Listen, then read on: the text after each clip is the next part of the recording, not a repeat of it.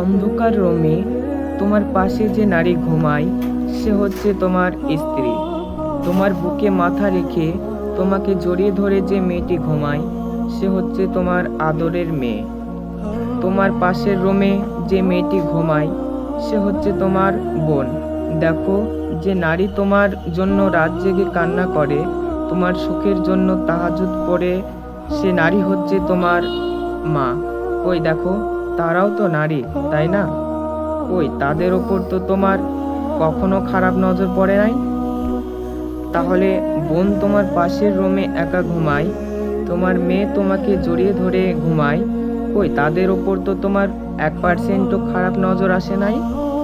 কিন্তু দেখো, তারাও তো নারী, তাই না? কিন্তু কেন ভাই, তোমার তাহলে অন্যের বোনের ওপর কেন তোমার খারাপ নজর পড়বে?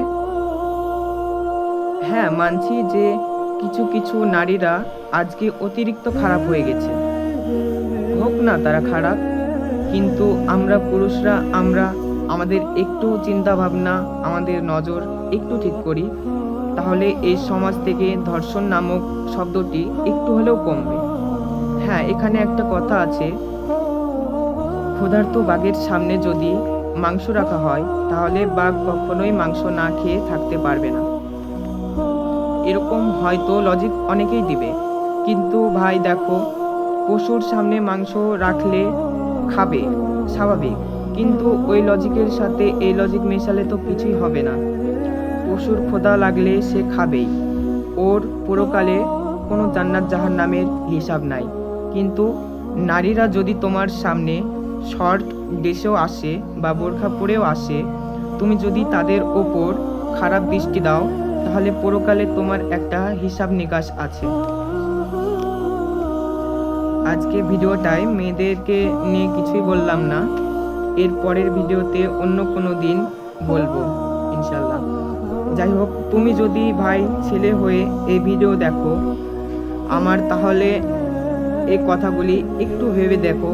তোমার যদি ফিজিক্যাল চাহিদা এতই থাকে তাহলে তুমি হালালে যাও, দরকার হলে অল্প বয়সে জোর করে বিয়ে করো, বাড়িতে না মানলে পালিয়ে গিয়ে দরকার হয় বিয়ে করো, এতে তোমার চরিত্রটা ঠিক থাকবে, তোমার চোখের গোনা হবে না, আবার কিছু নারীর ধর্ষণ থেকে বেঁচে যাবে। আর যদি বিয়ের পরেও তুমি অন্য নারীর ওপর খারাপ দৃষ্টি দাও, আল্লাহ তাআলার কাছে মোনাজাতে বলো, হে আল্লাহ, আমার মন থেকে এসব খারাপ চিন্তা ভাবনা দূর করে দাও। কথাগুলি কারো খারাপ লেগে থাকলে তার জন্য আমি দায়ী নয়, বিকজ কথাগুলি কিন্তু আমি একদম বাস্তব বলেছি। যদি কারো খারাপ লেগে থাকে তাহলে তার বোঝার ভুল আছে। তো কথাগুলি যদি তোমাদের ভালো লেগে থাকে তাহলে বন্ধুদের মাঝে শেয়ার করে দেবে। হয়তো এই ভিডিওটার মাধ্যমে কোনো ভাই বন্ধু যদি ঠিক হয়, তাই আমার এই ভিডিওটি করা। আর হ্যাঁ, অবশ্যই কমেন্ট করে জানাবে কথাগুলি কি আমি ঠিক বলেছি না ভুল।